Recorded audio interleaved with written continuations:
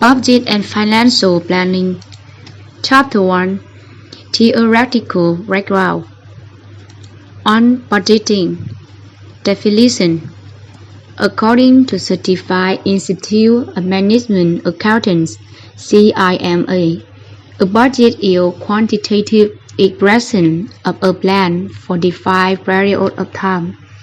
It may include planned sales volumes and revenues, resource quantities, cost and expense, assets, liabilities, and cash flow.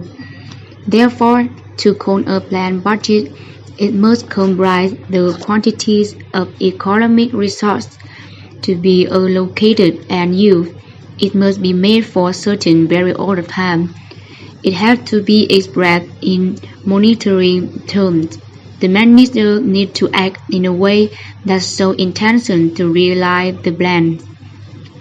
Budgeting is a process of expressing quantified resource requirements, amount of capital, amount of material, number of people, into time phase, goals, and milestones. Purpose of budgeting. Budget how to aid the planning of actual operations by forcing managers to consider how the conditions might change and what steps should be taken now, and by encouraging managers to consider problems before they arise. It also helps coordinate the activities of the organization by compelling managers to examine relationships between their own operation and those of other departments. Other essentials of budget include to control resources, to communicate plans to various responsibility center managers, to motivate managers to strive to achieve budget goals, to evaluate the performance of managers, to provide visibility into the company's performance, for accountability. In summary, the purpose of budgeting tools. Tools provide a forecast of revenues and expenditures, that is, construct a model of how a business might perform financially if certain strategies, events, and plans are carried out. Tools enable the actual financial operation of the business to be measured against the forecast. Lastly, tools establish the cost constant for a project, program, and operation. Budget types. Sales budget, an estimate of future sales, often broken down into both units and currency. It is used to create company sales goals. Production budget, an estimate of the number of units that must be manufactured to meet the sales goals. The production budget also estimates the various costs involved with manufacturing those units, including labor and material. Capital budget, used to determine whether an organization's long-term investments, such as new machinery, replacement machinery, new plants, new products, and research development projects are worth pursuing. Cash flows or cash budget, a prediction of future cash receipts and expenditures for a particular time period. It usually covers a period in the short-term future. The cash flow budget helps the business determine when income will be sufficient to cover expenses and when the company will need to seek outside financing. Marketing budget, an estimate of the funds needed for promotion, advertising, and public relations in order to market the product or service. Project budget, a prediction of the costs associated with a particular company project. These costs include labor, materials, and other related expenses. The project budget is often broken down into specific tasks, with task budgets assigned to each. A cost estimate is used to establish a project budget. Revenue budget consists of revenue receipts of government and the expenditure made from these revenues. These revenues are made up of taxes and other duties that the government levies. Expenditure budget includes spending data items. Why your business needs a budget? The bottom line on why to draft a budget for your business is that it will help you figure out how much money you have, how much you need to spend, and how much you need to bring in to meet business goals. But there are other reasons too. Bankers and other financiers may want to see a budget when you ask for a loan. Employees should be privy to the budget so that they understand where the business is going and are motivated to work harder. It would be stupid not to share this with employees. Everybody should know what the goal of the company is. It's a group goal. Budget says, don't expect your staff to meet your goals if they don't know what they are. But this can also help you minimize risk to your business. A budget should be created before you sign a new lease or invest in new machinery or equipment. It's better to find out that you can afford new office space before you commit to spending a certain amount of money every month. According to the U.S. Small Business Administration, a budget can be used to indicate some of the following: the funds needed for labor or materials, for a new business total startup cost, your cost of operations, the revenues necessary to support the business, a realistic estimate of expected profits. You can use this information to adjust your plans or expectations going forward. A 12-month budget can be updated with actual expenditures and revenues each month so that you know you're on target. If you're missing the target set out in the budget, you can use the budget to troubleshoot by figuring out how you can reduce expenses like labor or new computers, increase sales by more aggressive marketing, or lowering your profit expectations. Sales and other revenues. These figures are a budget cornerstone. Try to make these estimates as accurate as possible, but err on the side of being conservative if you have to. Everyone would like to see sales double each year, but the odds of that happening are very unlikely. Potter says, the best basic for the projected sales revenues are last year's actual sales figures. If you're just starting out, hopefully you have done your research by asking other business people in the same field as you, using knowledge of the field you have at a previous job, and or doing market research. Total costs and expenses. Now that you have your sales estimates done, you can come up with figures for how much it will cost your business to earn those revenues. This can be tricky because sometimes they will vary because of inflation, price increase, and other factors. Costs can be divided into categories: fixed, variable, and semi-variable. Fixed costs are those expenses that remain the same whether or not the sales rise or fall. Some examples include rent, released furniture, and insurance. Variable costs correlate with sales volumes. These include the cost of raw materials you need to make products, inventory, and freight.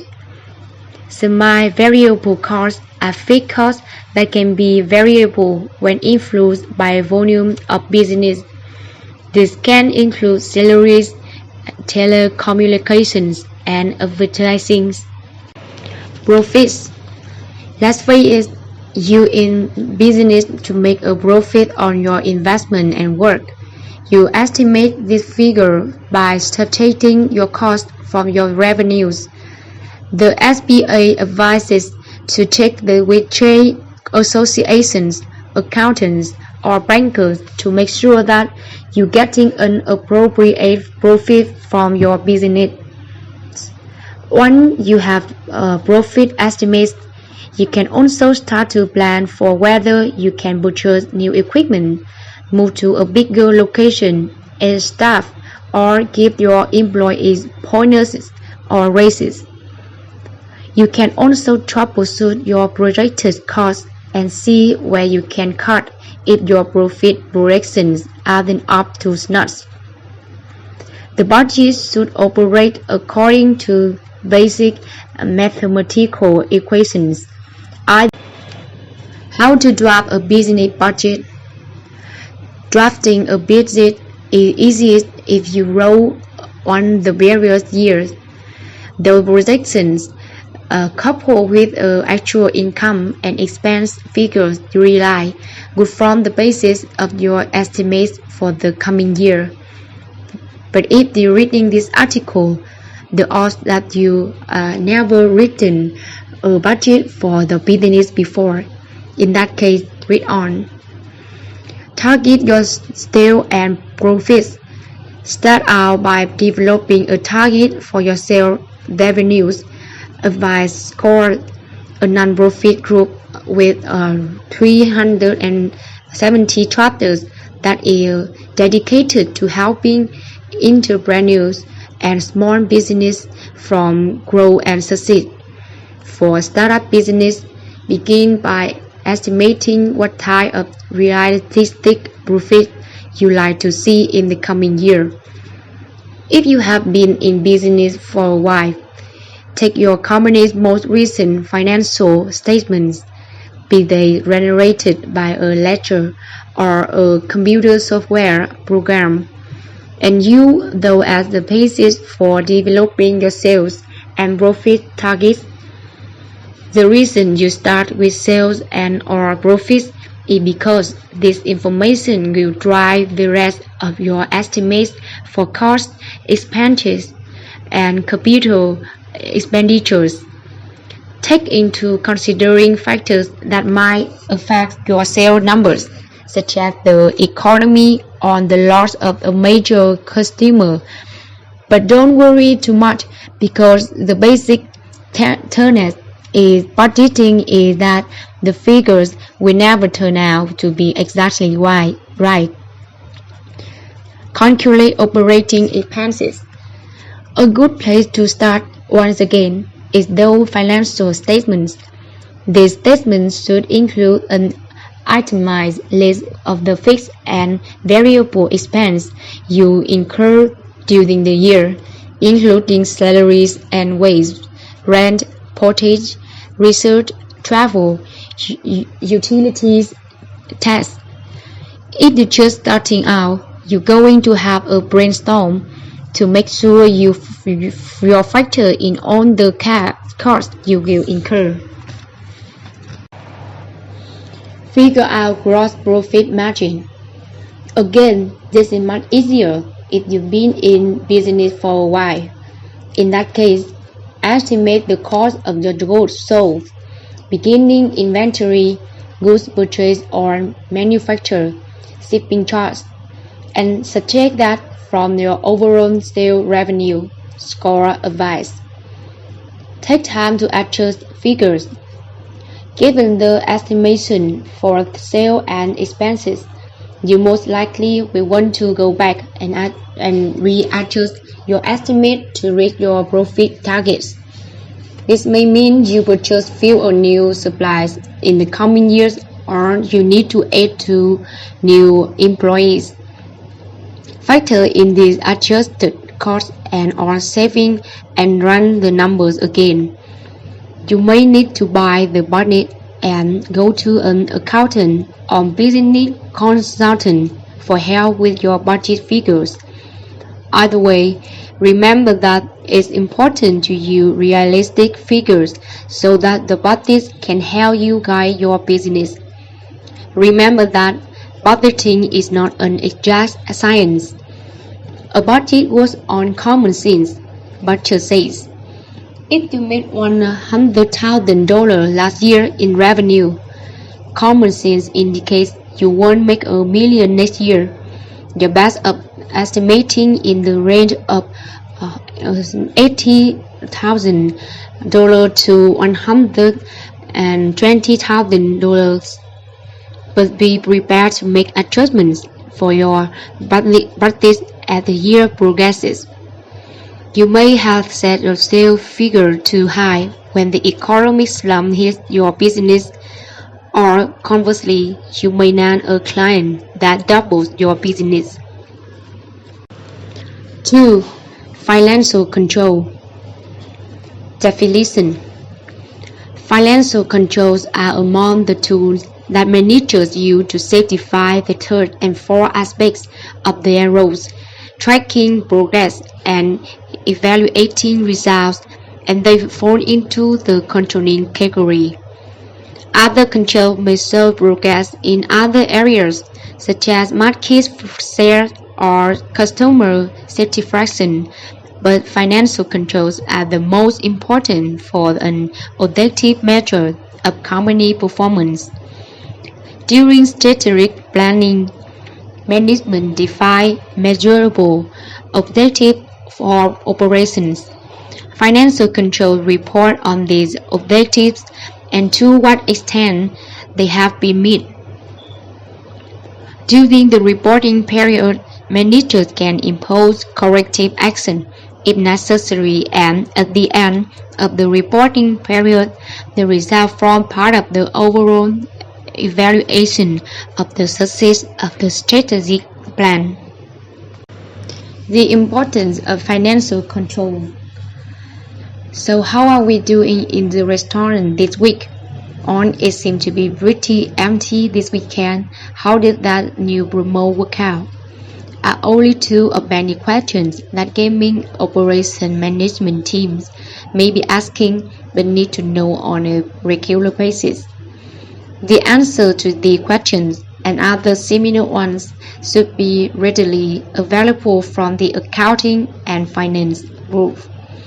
The results being reported need to be accurate so that the operation management team can make informed decisions about the business. The key questions that internal auditors need to ask themselves are: does the financial information make sense? And are we proactively protected from fraud? Strong financial controls help internal auditing and the operation team have confidence in the numbers being reported to management and help protect the organization assets. As in any area of operations, whether it be gaming, food and beverage, or the hotel, the financial controls need to be documented, assessed, and strengthened where necessary and tested regularly. Exploring the fraud triangle. Due to the current troubled economic environment, the likelihood that fraud will occur has increased significantly. The braces, the first of the three components of the fraud triangle on employees and customers, have increased to lower or lost wages, spouses being out of work, and lack of medical insurance. These tough times also have a low potential fraudster to easily rationalize the second component of the fraud triangle, the fraud that they are contemplating. Many fraud perpetrators say they are just borrowing the money to pay a medical bill or using the money to help out until their spouse get a job.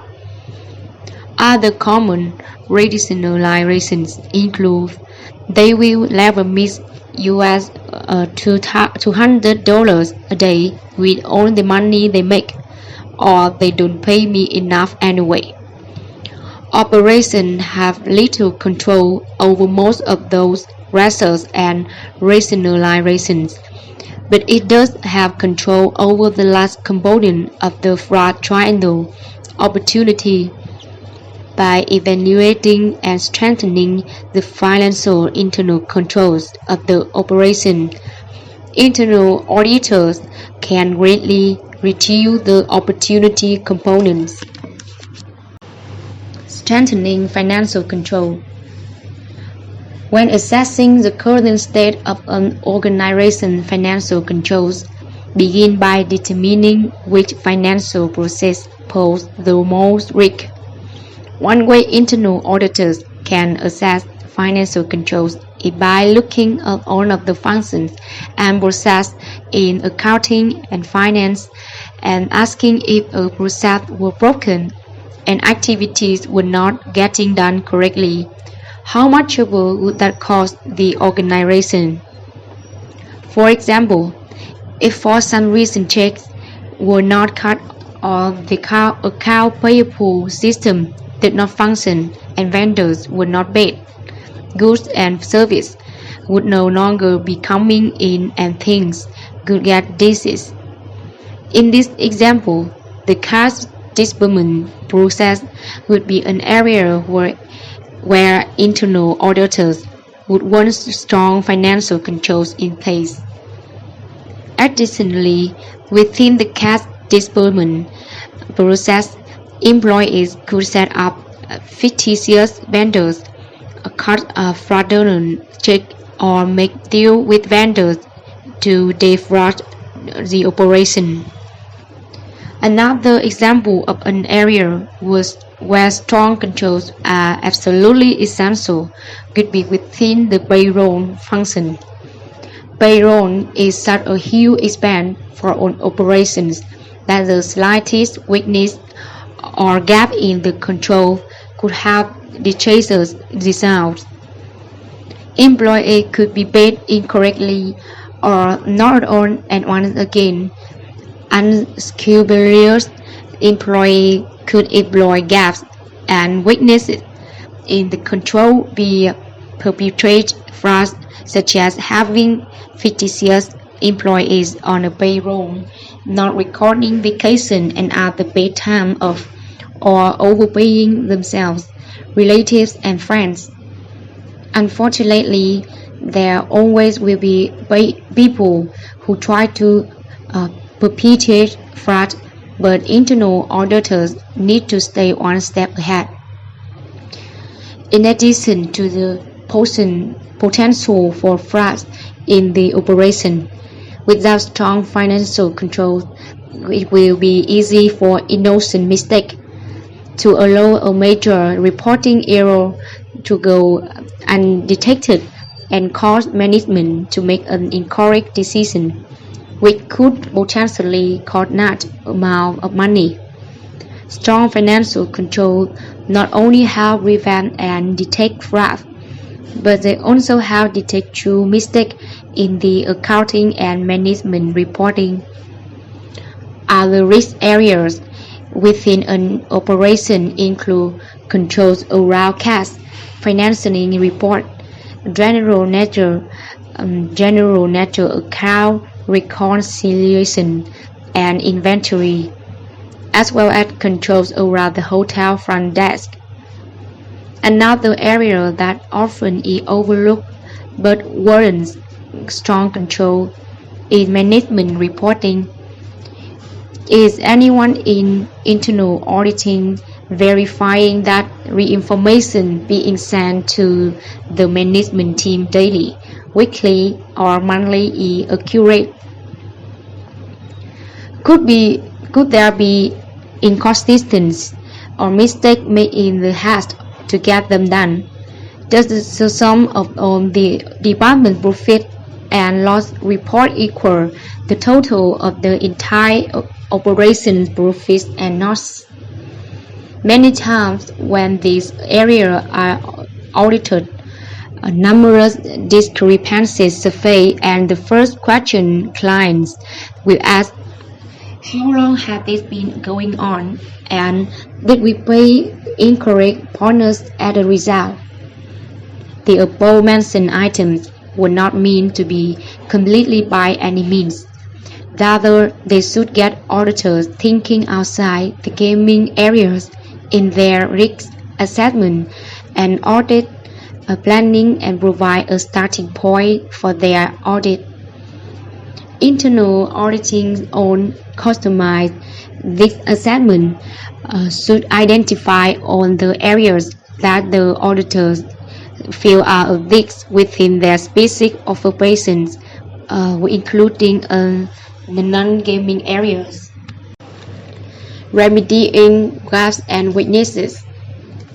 Once auditors have performed their risk assessment and have identified the areas that they feel are a risk within their organization, they need to assess the controls currently in place, review the policies and procedures for each of those areas, interviewing staff at all levels within the particular areas, and observing them performing the various functions. After documenting the current state, auditors should determine whether the controls are adequate to mitigate or protect the organization from the risk, or if there are weaknesses or gaps that need to be addressed and corrected.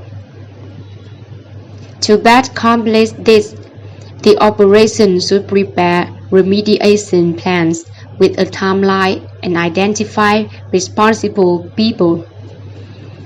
The internal audit team should review the plan, and once the remediation plans have been developed and are in progress, it is important to monitor progress regularly. Having the operation staff responsible for the remediation send periodic updates to the internal audit team could be an excellent way to monitor each of the various remediation plans. The updates should include tasks accomplished to date, tasks outstanding, and only identify issues or roadblocks. This will allow internal audit team to know of which state each of the remediation plans is as they move forward. Once the remediation plans have been completed and the revised controls have been in the operation for a few months, internal auditing should test compliance with and the effectiveness of the new controls. When the revisions have been completed with a satisfactory result, internal auditing should aid the accounting and finance department to its audit plan and schedule if it hadn't already, so that the financial controls are being monitored regularly going forward. Tighter controls. Strong financial controls will allow for reliable financial reporting throughout the organization, which will allow for more solid financial management of the operation. Strong control also provide greater peace of mind that the accounting data is correct and the money is better protected from potential frauds. Thus, in turn, allow for natural profits for the operations. And who wouldn't want that during this current economic? Financial control models. Overview. Financial reports. Financial reports are your financial controls. Explanations of the three major financial reports used for financial management are given below. The balance sheet. The balance sheet show the financial position of a business at a specific point in time, for example, the last day of the month or the year.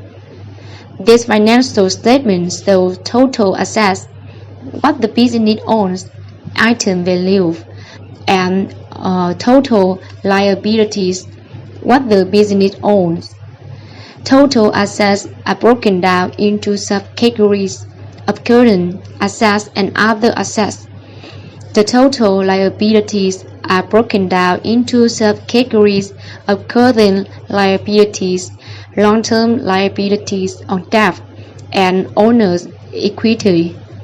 The total assets must equal the total liabilities plus owner's equity. The profit and loss statements. The profit and loss statements show revenues minus the cost of goods sold minus operating expenses plus other revenues and expenses and the net outcome or loss before tax. The cash flow statement. The cash flow statement is the detail of cash received and cash expended for each month of the year. A projected cash flow statement, how you determine if the company has positive cash flow. If your company's projections show a negative cash flow, you must revisit your business plan and solve this problem. Accurate and timely financial reports show the progress and current condition of the business. You can compare performance during one period of time, month, quarter, or year, with another period, calculate trends and plan for the business future. Comprehensive overview financial control. Introduction. By analyzing your business financial reports, you are able to determine how well your business is doing and what you may need to do to improve its financial viability. There are three basic financial reports that all business owners need to understand and interpret in order to manage their business successfully: the balance sheet, the profit and loss, and the cash flow statement. These are often referred to as the financials. Pro forma financial are projections, usually projected for 3 fiscal years. Financial control provides the basis for sound management and allow you to establish guidelines and policies that enable the business to succeed and growth. Proactive versus reactive financial management. The proactive financial manager uses pro forma or projection to plan ahead for the problems the business is likely to encounter and the opportunities that may arise. To be proactive, you must read and analyze your financial statements on a regular basis. Monthly financial analysis is preferred, quarterly is more common, and yearly is not often enough. The proactive managers have financial data available based on actual results and compare them to the budget. This process points out weaknesses in the business before they reach crisis proportion and allows the manager to make the necessary changes and adjustment before major problems develop. A react manager waits to react to problems and then solve them by crisis management. This type of manager goes from crisis to crisis with little time in between the notice opportunities. The reactive manager's business is seldom prepared to take advantage of new opportunities quickly. Businesses that are managed proactively are more likely to be successful. Assistance in developing financial controls. You may need an accountant or business consultant to assist you in getting up your chart of accounts. Accountants use a standard numbering system for the business accounts in the chart, but each business may have a different chart of accounts depending on the operational plans. The accountant or business consultant also will assist you in getting up the financial reports you need to manage the operation of your business. Many business owners purchase software to do record keeping and develop financials. These programs provide a draft of accounts that can be individualized to your business and the templates for each account ledger and general ledgers, and the financial reports. These programs are menu-driven and user-friendly, but knowing how to input your data correctly is not enough. You must know where to input each piece of data and how to analyze the reports compiled from the data. If you have not learned a manual record-keeping system, you need to do this before attempting to use a computerized system. Financial definition and classification. The balance sheet. The balance sheet is a snapshot of the business financial position at a certain point in time. This can be any day of the year, but balance sheets are usually done at the end of each month. This financial statement is a listing of total assets, what the business owns, items of value, and total liabilities, what the business owes. The total assets are broken down into subcategories of current, fixed, and other assets. The total liabilities are broken down into subcategories of current liabilities, long-term liabilities or debt, and owner's equity. Assets. Current assets.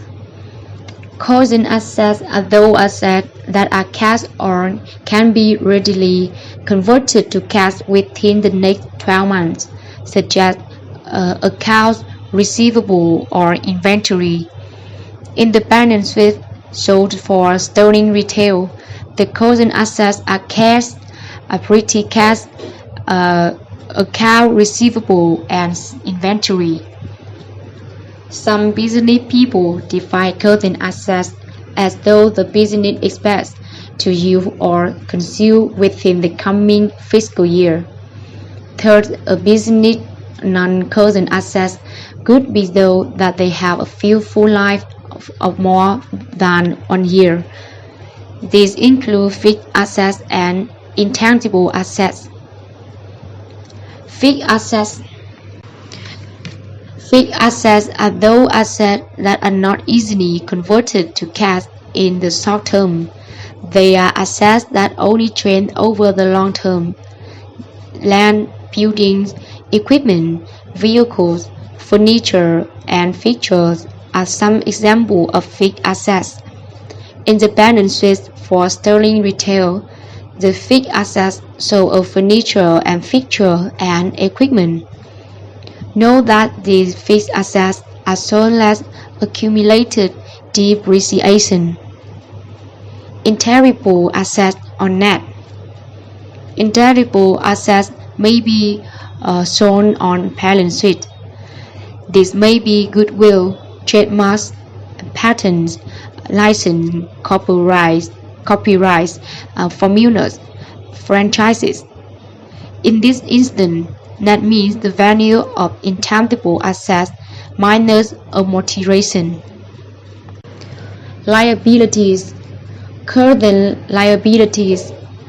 Current liabilities are those liabilities coming due in the short term, usually within the next 12 months.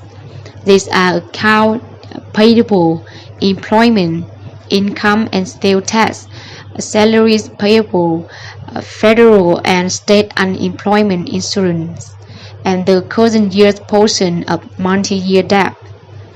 A comparison of your current assets and your current liabilities reveal your working capital. Many managers use an account receivable aging report and a cousin inventory listing to help them manage the current asset structure. Long-term debt. Long-term debt on liabilities may be bank notes on loans made to purchase your business fixed asset structure.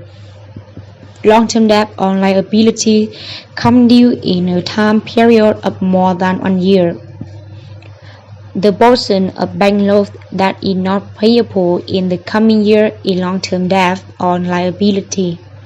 For example, a business owner may take out a bank note to buy land and a building. If the land is valued at $15,000 and the building is valued at $50,000, the business total fixed assets are $100,000. If $20,000 is made as a down payment and $80,000 is financed with a bank loan for 15 years, the $80,000 is a long-term debt. Owner's equity. Owner's equity refers to the amount of money the owner has invested in the firm. This amount is determined by subtracting current liabilities and long-term debt from total assets. The remaining capital on owner equity is what the owner would have left in the event of liquidation, or the dollar amount of the total assets that the owner can claim after all creditors are paid. The profit and loss statement.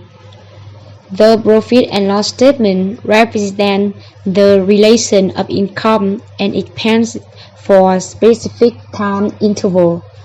This statement is expressed in a 1-month format, January 1st to January 31st, or a quarterly year-to-date format, January 1st to March 31st. The financial statement is cumulative for 12-month fiscal periods, at which time it is closed out.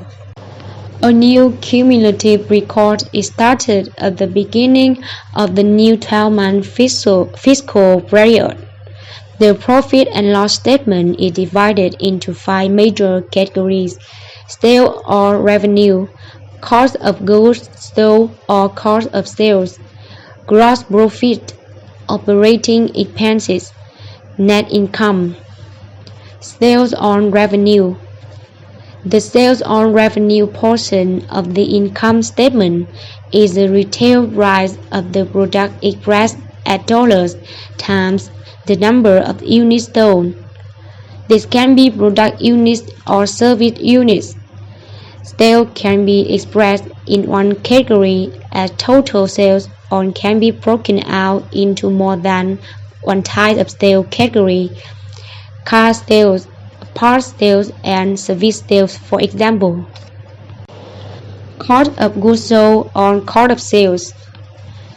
The cost of goods sold or sale portion of the income statement is where you show the cost of products purchased for resale, or show the direct labor cost, service person wages for a service business. Cost of goods sold on sale also may include additional categories such as freight charge, costs on subcontract, labor costs.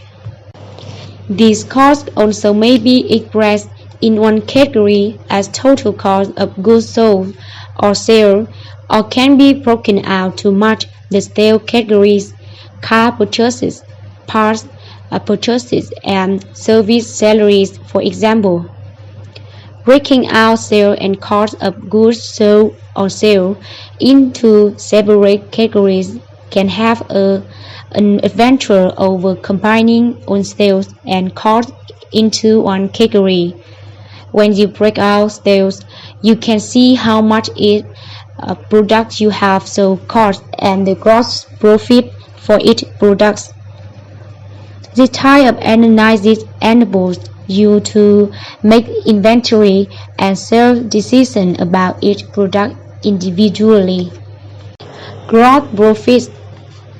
The gross profit portion of the profit and loss statement tells you the difference between what you sold the product or service for and what the product or service cost you. The goal of any business is to sell enough units of product or service to be able to subtract the cost and have a high enough gross profit to cover operating expenses. Plus yield a net income that is a reasonable return on your investment. The key to operating a profitable business is to maximize gross profit. If you increase the retail price of your product too much above the competition, you might lose units of sales to the competition and not yield a high enough gross profit to cover your expenses. On the other hand, if you decrease the retail price of your product too much below the competition, you might gain additional units of sales but not make enough gross profit per unit sold to cover your expenses. A carefully thought out pricing strategy maximizes gross profit to cover expenses and yield a positive net income. Operating expenses. The operating expense section of the profit and loss statement is a measurement on the operating expenses of the business. There are two types of expenses, fixed and variable. Fixed expenses do not vary with the level of sale. Third, you will have to cover these expenses even if your sales are less than the expenses. The entrepreneur has little control over the expenses once they are set. Examples of fixed expenses are rent, interest expense, an accounting or law firm retainer for legal service of X amount per month for 12 months, local phone charges. Variable expenses vary with the level of sales. Examples of variable expenses are bonuses, employee wages, long-distance telephone expense. Expense control is an area where the entrepreneur can maximize net income by holding expenses to a minimum. Net income. The net income portion of the profit and loss statement is the bottom line. This is the measure of a firm's ability to operate at a profit. Many factors affect the outcome of the bottom line: level of sales, pricing strategy, inventory control, account receivable control, ordering produce, marketing of the business and product, expense control, customer service, and productivity of employees are just a few of these factors. The net income should be enough to allow growth in the business through reinvestment of profits and to give the owner a reasonable return on investment. The cash flow statement. The cash flow statement is the most important financial tool you have. The cash flow statement is a detail of cash received and cash expended for each month of the year. By closely monitoring cash flow, the entrepreneur can manage the business' most important asset effectively.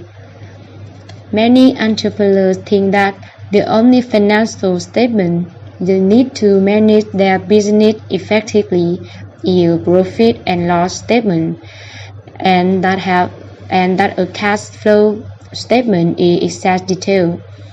They mistakenly believe that the bottom line profit is all they need to know, and that if the company is showing a profit, it is going to be successful in the long run. Profitability and cash flow have direct relationship. but profit and cash flow do not mean the same thing in the short run. A business can be operating at a loss and have a strong cash flow position. Conversely, a business can be showing an excellent profit but not have enough cash flow to sustain its sales growth. The cash flow statement is composed of beginning cash on hand, cash received for the month, cash paid out for the month, and ending cash position. Cash on hand. Cash on hand is the starting cash position of the business on the first day of the month. It usually represents the business checkbook balance. Cash receipts. Cash receipts is a total of cash inflows, cash sales, collection from account receivable, monies received from notes. The cash flow statement considers only cash. It does not take into account any uncollected portion of a credit sale. Cash expense. Cash expense represents the total cash paid out of the business account. Purchases, wages, taxes, expenses, capital equipment purchases, those repayments and owner's withdrawals represent most cash expenses. The cash flow statement measures and takes into account all of the cash expenditures as they are paid. Ending cash position. Total cash available minus total cash paid out equals the end of month cash position. The ending cash position should equal the balance of the checkbook account at the end of the month of business activity. Summary. Financial control enables you to take a proactive management position in your business. The three most important financial controls are the balance sheet, the profit and loss statement, and the cash flow statement. Each gives the entrepreneur a different perspective on and insight into how well the business is operating toward its goals. The business plan requires a correction of these statements to attain financing. The financial controls provide a blueprint to compare against the actual results when the business is in operation. A comparison and analysis of the business plan against the actual result can tell the entrepreneur whether or not the business is on target. Correction or revision to policy and strategies may be necessary to achieve the business goals. Analyzing monthly financial statements is a must if you want to successfully manage your new business.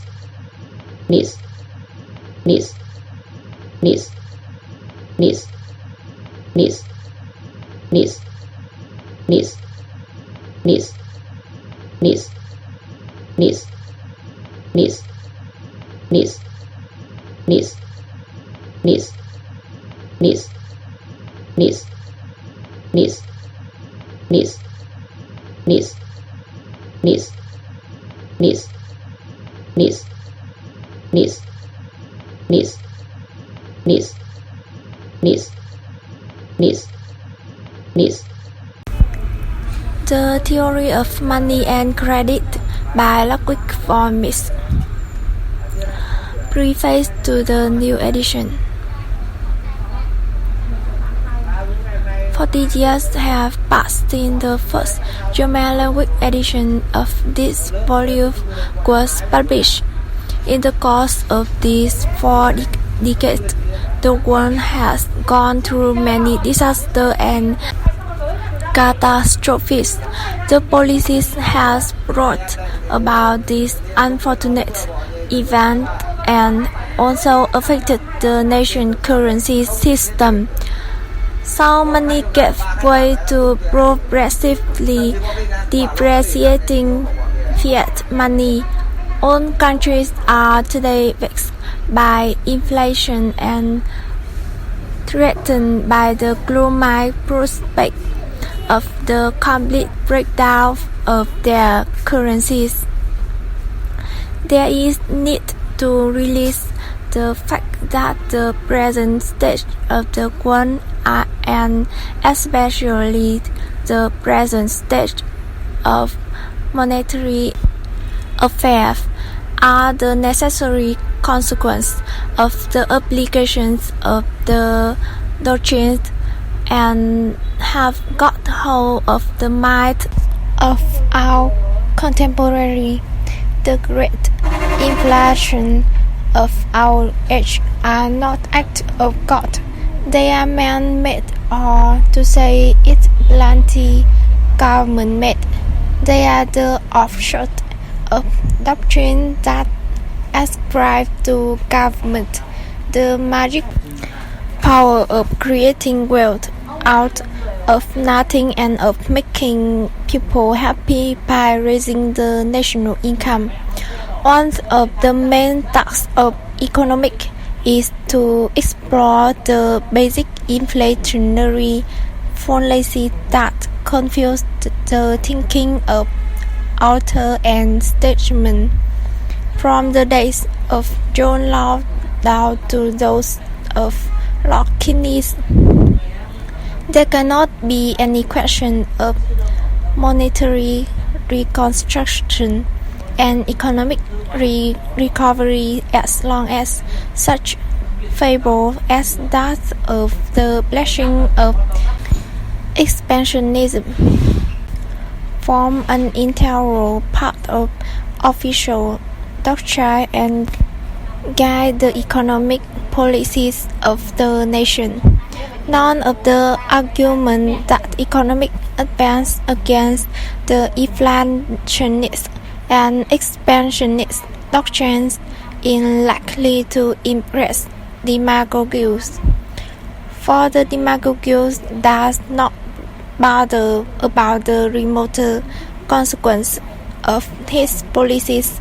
He chooses inflation and credit expansion, although he knows that the boom they create is short-lived and must inevitably end in a slump. He might even boast of his neglect of the long-run effect. In the long run, he repeats, we are on it. It is only the short run that counts. But the question is, how long will the short run last? It seems that statesmen and politicians have considerably overrated the duration of the short run. The correct diagnosis of the present state of affairs is this: we have outlived the short run and have now to face the long run consequence that political parties have refused to take into account. Events turn out precisely as sound economics declared as orthodox by the neo-inflationist school has prognosticated. In this situation, an optimist may hope that the nation will be prepared to learn what they blindly disregard only a short time ago.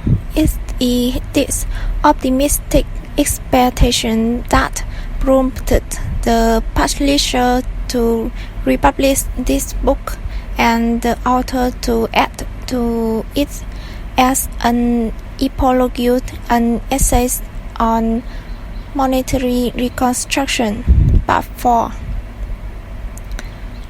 Preface to the English edition. The outward guise assumed by the question which banking and currency policy in Concerns change from month to month and from year to year. Amid this flux, the theoretical apparatus enable us to deal with this question remain unanswered. In fact, the value of economics lies in its enabling us to recognize the true significance of problems diverse to their accidental trimming.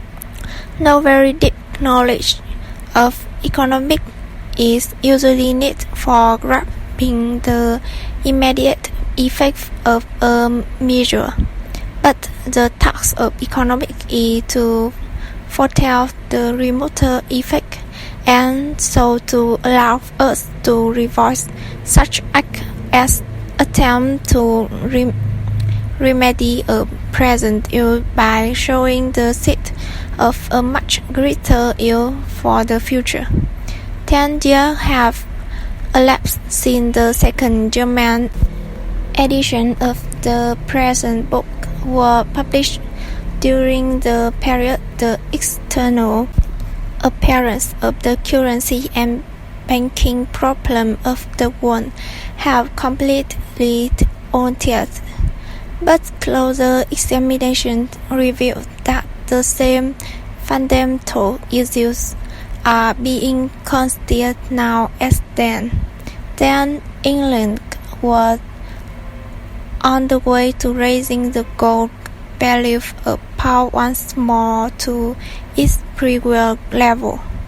It was overlooked that price and wealth had adapted themselves to the lower value, and that the reestablishment of the pound at the pre-war parity was bound to lead to a fall in price, which would make the position of the entrepreneur more difficult and so increase the disproportion between actual wealth and the wealth that would have been paid in a free market. Of course, there were some reasons for attempting to re-establish the old parity, even despite the indubitable drawback of such a proceeding. The decision should have been made after due consideration of the pros and cons of such policies. The fact that the step was taken without the public having been sufficiently informed beforehand of its inevitable drawback extraordinarily strengthened the opposition to the gold standard, and yet the evils that were complained of were not due to the resumption of the gold standard, but solely to the gold value of the pound having been established at a higher level than corresponds to the level of price and wealth in the United Kingdom. From 1926 to 1929, the attention of the world was chiefly focused upon the question of American prosperity, as in all previous booms brought about by expansion of credit. It was then believed that the prosperity would last forever, and the warning of the economists were disregarded. The turn of the tide in 1929 and the subsequent severe economic crisis were not a surprise for economists. They had foreseen them, even if they had not been able to predict the exact date of their occurrence. The remarkable thing in the present situation is not the fact that we have just passed through the period of credit expansion that has been followed by a period of depression, but the way in which governments have been and are reacting to these circumstances, the universal endeavor has been made in the midst of the general fall of price to ward off the fall in money wave and to employ public resources on the one hand to bolster up undertaking that would otherwise have succumbed force, which in previous time of depression have eventually effected the adjustment of price and wave to the existing circumstance and so pave the way for recovery. The unwelcome truth has been enough that stabilization of wave must be increasing unemployment and the perpetuation of the disproportion between price and cost and between output and sales, which is the symptom of the crisis. This attitude was detached purely political consideration.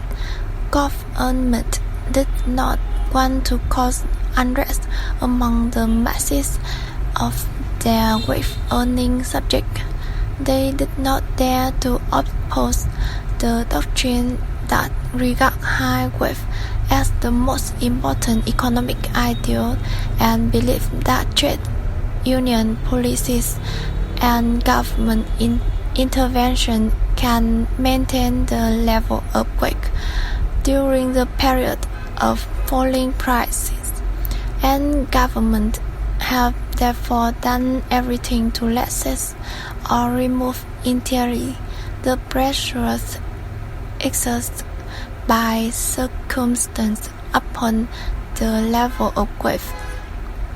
In order to prevent the underbidding of trade union wage, they have given unemployment benefit to the growing masses of those out of work, and they have prevented the central bank from raising the rate of interest and restricting credit, and so giving free play to the purging process of the crisis.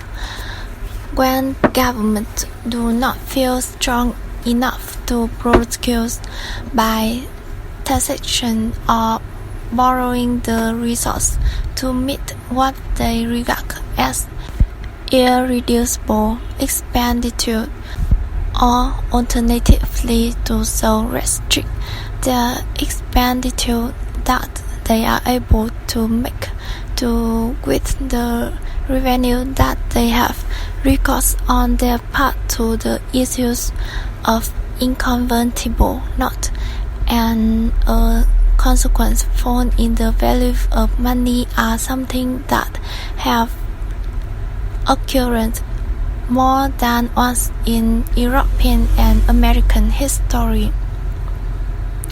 But the motive for recent experiment in the depreciation has been by no means fiscal.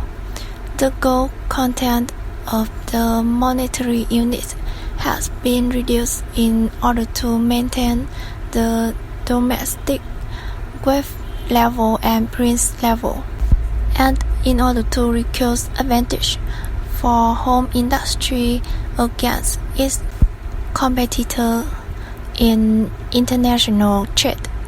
Demand for such action are no new thing either in Europe or in America, but in all previous cases, with a few significant exceptions, those who have made these demands have not had the power to recuse their fulfillment.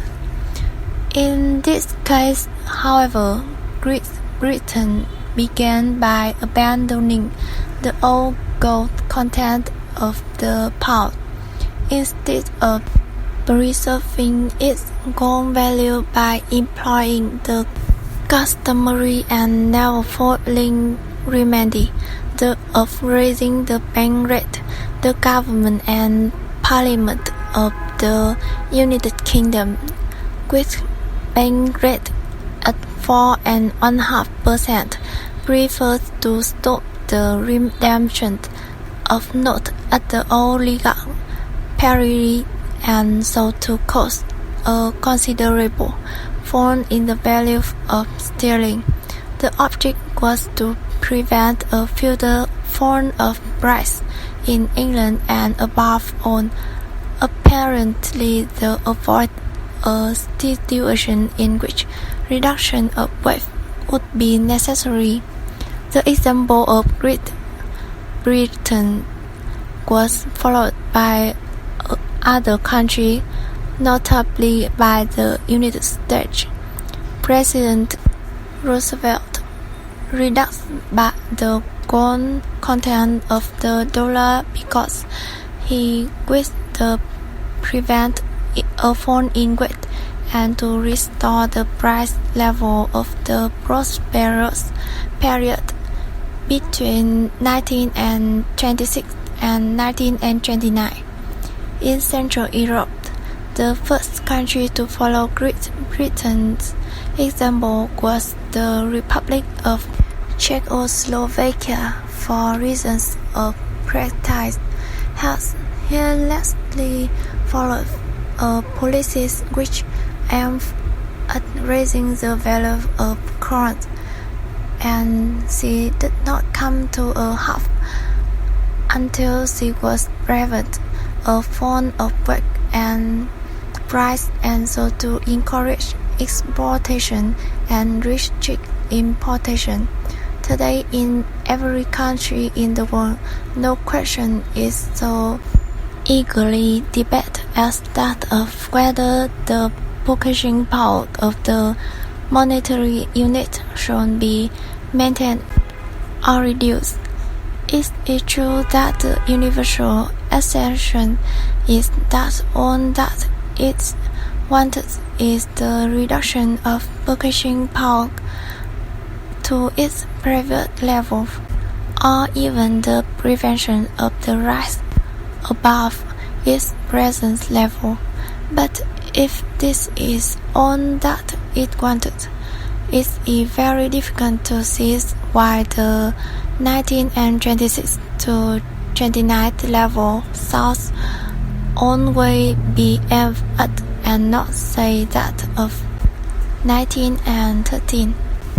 If it should be thought that index number offered us an instrument for providing currency policies with a solid foundation and making it independent of the changing economic programs of government and political parties, perhaps I may be permitted to refer to what I have said in the present work on the impossibility of singling out any particular method of calculating index number as the shown scientifically correct one on calling on the other scientifically wrong.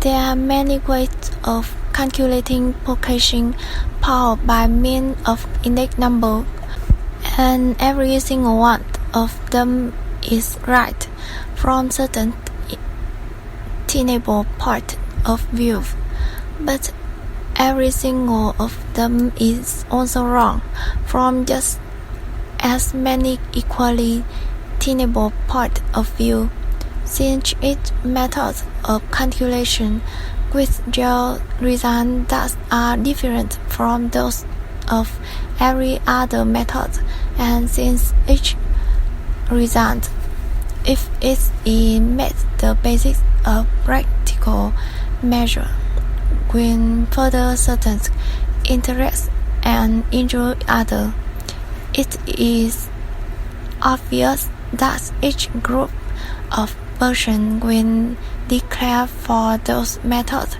that will best serve its own interests. At the very moment when the manipulation of purchasing power is declared to be a legitimate concern of currency policies, the question of the level at which this purchasing power is to be fixed will attain the highest political significance. Under the gold standard, the determination of the value of money is dependent upon the profitability of gold production. To some, this may appear a disadvantage, and it is certain that it introduces an incalculable factor into economic activity. Nevertheless, it does not lay the price of commodities open to violent and sudden change from the monetary side.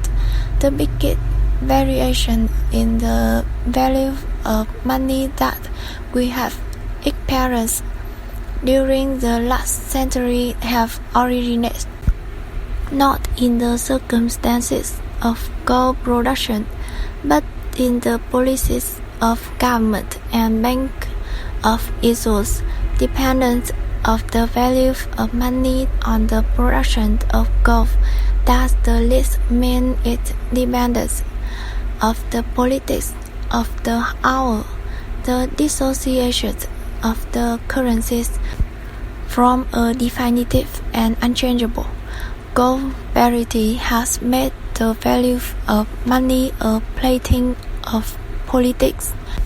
Today we see consideration of the value of money driving all other considerations into the background in both domestic and international economic policies.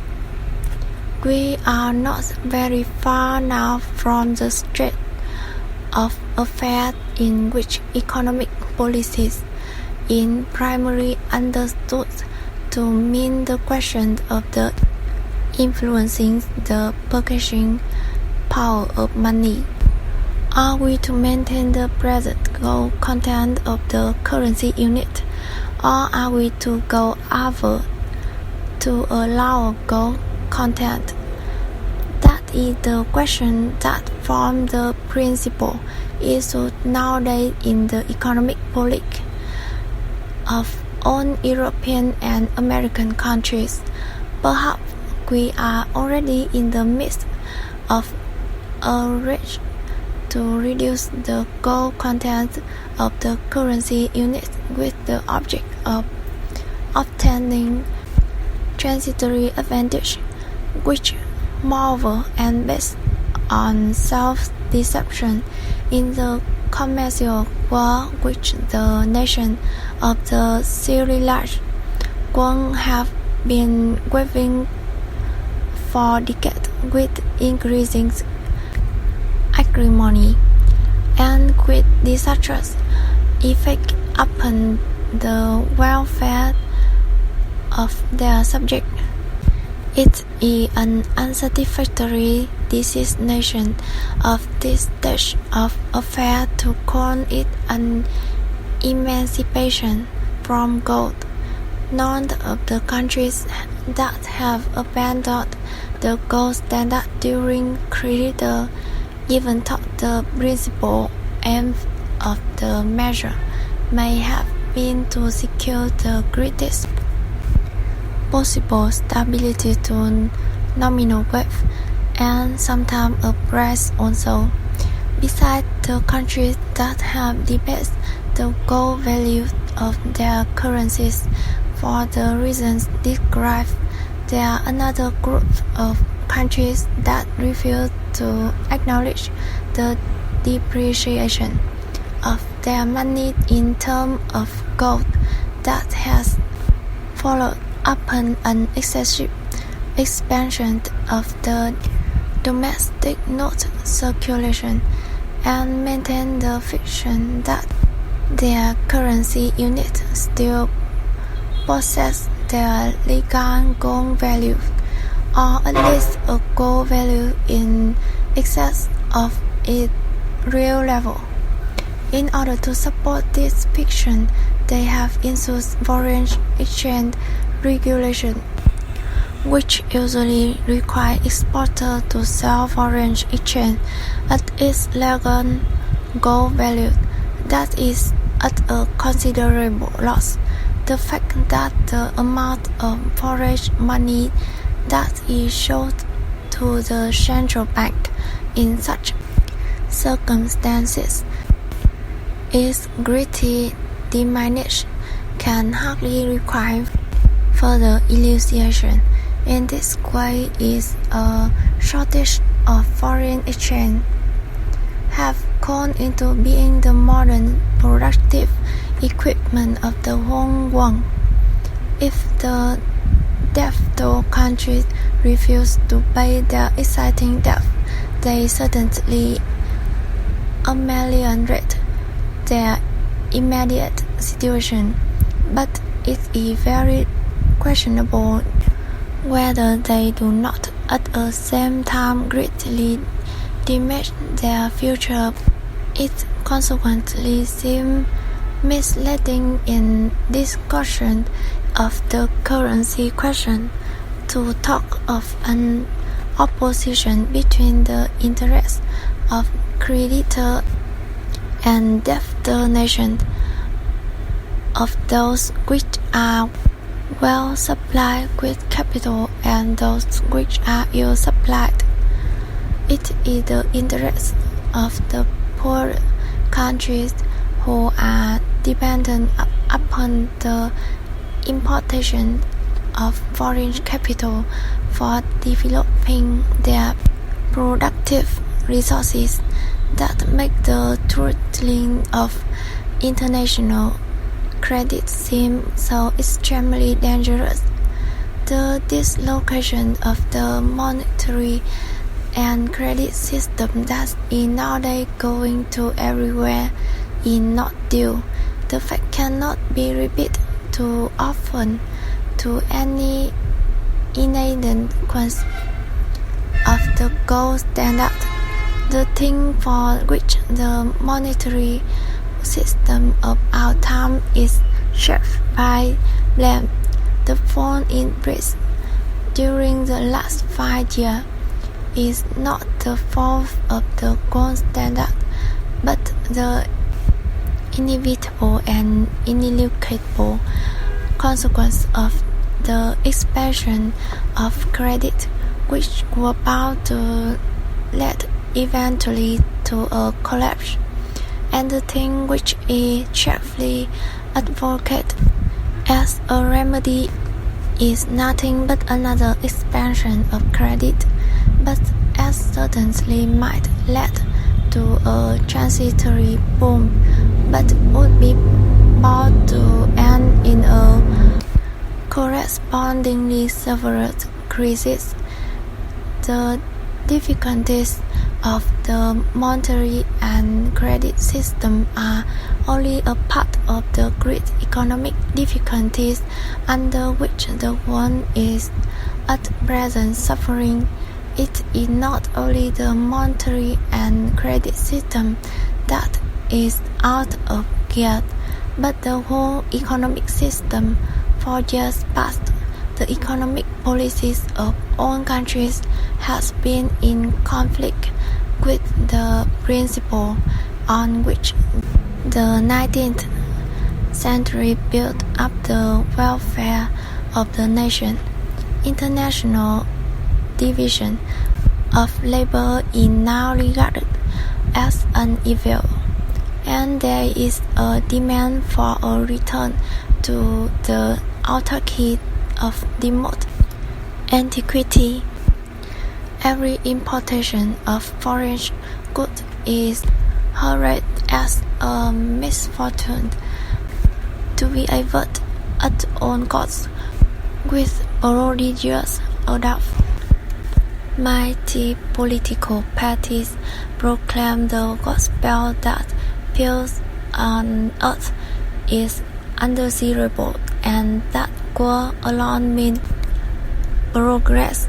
They do not content themselves with describing goal as a reasonable form of international intercourse, but recommend the employment of force of aim for the suppression of important events in the solution of questions of domestic politics, whereas liberal economic policy took pains to avoid putting obstacles in the way of development that allotted every branch of production to the locality in which it secured the greatest productivity to labor.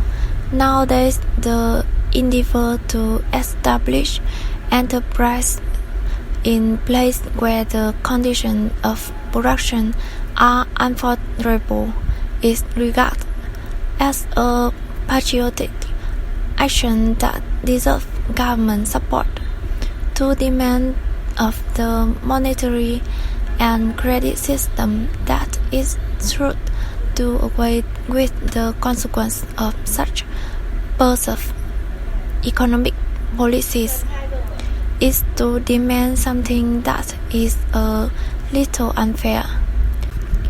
On proposals that aim to do away with the consequence of perverse economic that financial policies merely by reforming the monetary and banking system are fundamentally misconceived.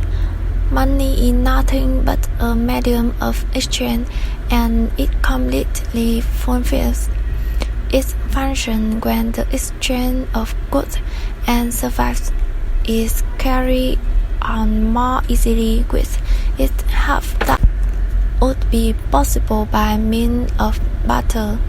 Attempt to carry out economic reform from the monetary side can be never amount to anything but an artificial stimulation of economic activity by an expansion of the circulation, and this, as must constantly be emphasized, must necessarily lead to crisis and depression. Recurring economic crises are nothing but the consequence of attempts, despite on the teaching of experience and on the warning of the economists, to stimulate economic activity by means of additional credit. This point of view is sometimes called the orthodox because it is related to the doctrine of the classical economists, who are Great Britain's imperishable glory, and it is contrast with the modern point of view which is expressed in doctrine that correspond to the ideas of the mercantilists of the 16th and 17th centuries. I cannot believe that there is really anything to be ashamed of in orthodoxies. The important thing is not whether a doctrine is orthodox or the latest fashion, but whether it is true or false, and on the conclusions to which my investigation led, that expansion of credit cannot form a substitute for capital, may well be a conclusion that some may find uncomfortable. Yet, I do not believe that any logical dispute of it can be brought forward. Vienna, June 1934. Preface to the second German edition. When the first edition of this book was published 12 years ago, the nations and their government were just preparing for the tragic enterprise of the Great War. They were preparing not merely by piling up arms and munition in their arsenal, but much more by the proclamation and jealous propagation of the ideology of war. The most important economic element in this war ideology was inflationism. My book also dealt with the problem of inflationism and attempt to demonstrate the inadequacies of its doctrine, and it referred to the trends that threatened our monetary system in the immediate future. This drew upon it passionate attack from those who were preparing the way for the monetary catastrophe to come. Some of those who attacked it soon attained great political influences. They were able to put their doctrine into practice and to experiment with inflationism upon their own country. Nothing is more pervasive than the common assertion that economic broke down when faced with the problem of the war and post-war period. To make such an assertion is to be ignorant of the literature of economic theory and to mistake for economic the doctrine based on except from a truth that are to be found in the writing of the arrogant of the historical empirical realistic school.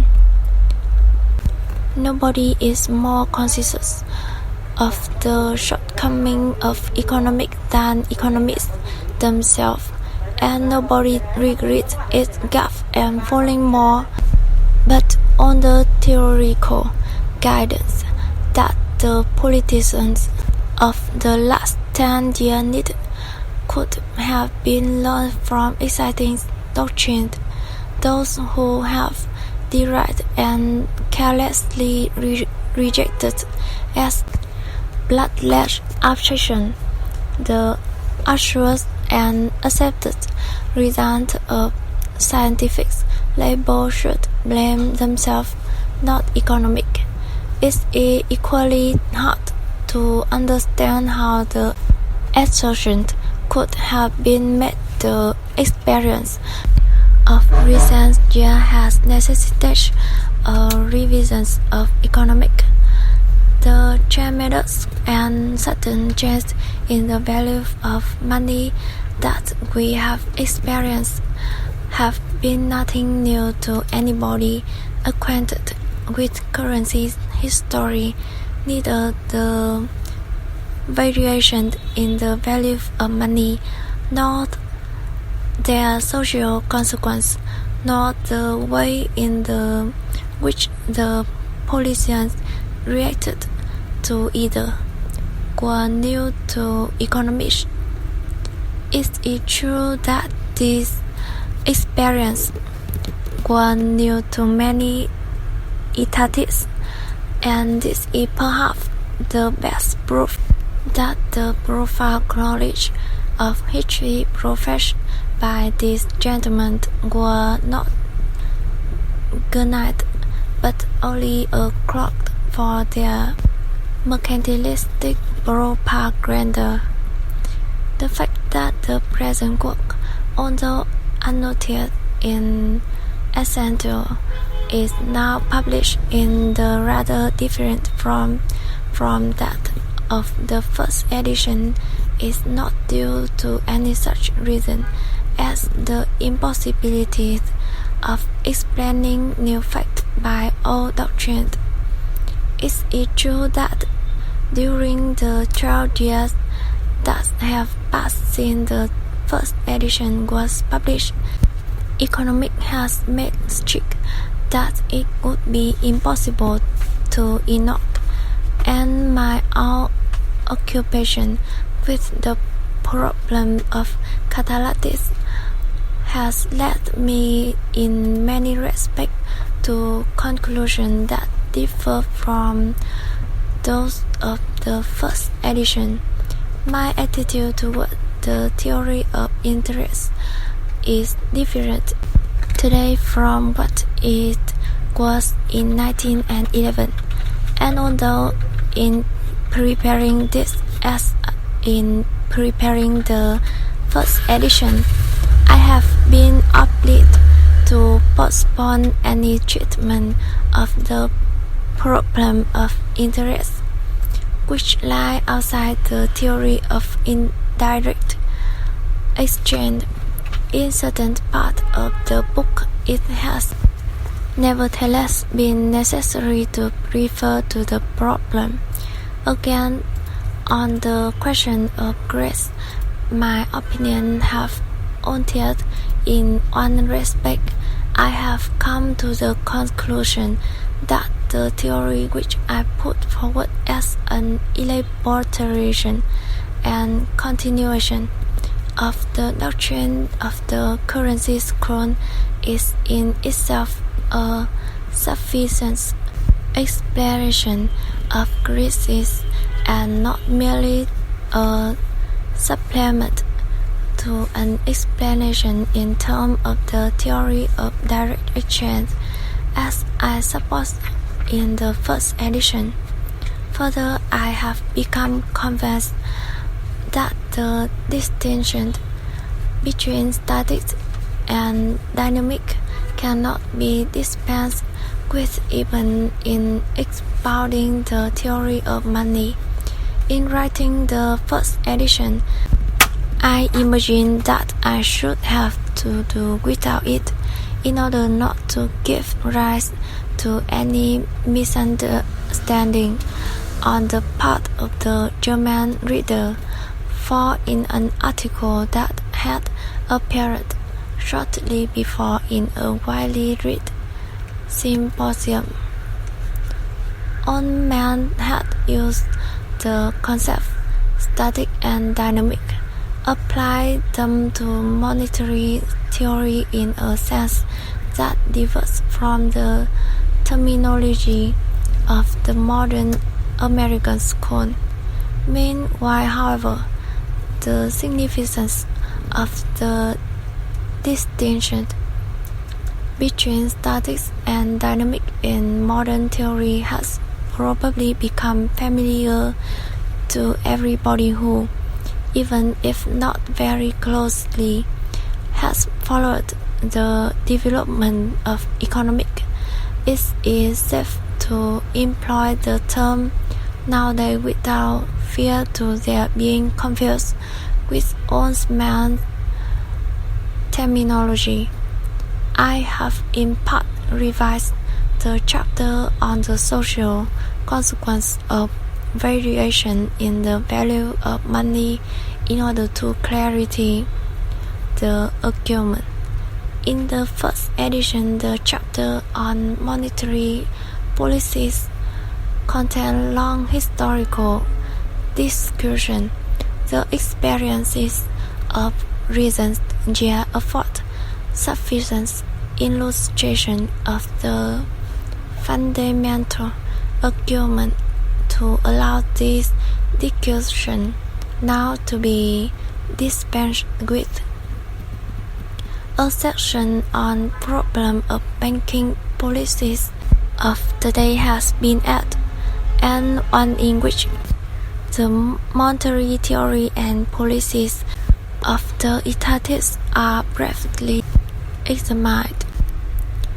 In compliance with a desire of several colleges, I have also included a revised and expanded versions of a short essay on the classification of theory of money, which were published some years ago in volume 44.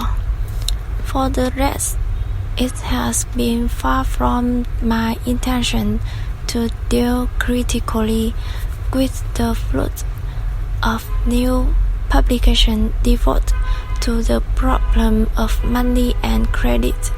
In sciences, as Spinoza says, the truth bears witness both to its own nature and to that of error.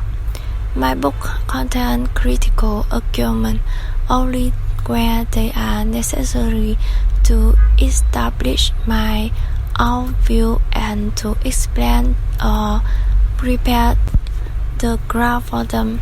This omission can be the more easily justified in that this task of criticism is skillfully performed in two admirable works that have recently appeared. The concluding chapter of Part 3, which deals with the problem of credit policies, is reprinted as it started in the first edition. Its argument refers to the position of banking in 1911, but the significance of its theoretical conclusion does not appear to have altered. They are supplemented by the above-mentioned discussion of the problem of present-day banking policies that concludes the present edition. But even in this additional discussion proposal, with any claim to absolute validity should not be sought for. Its intention is merely to show the nature of the problem at issue. The choice among all the possible solutions in any individual case depends upon the evaluation, the pros and cons. Decision between them is the function not of economic but of politics. Vienna, March 1924.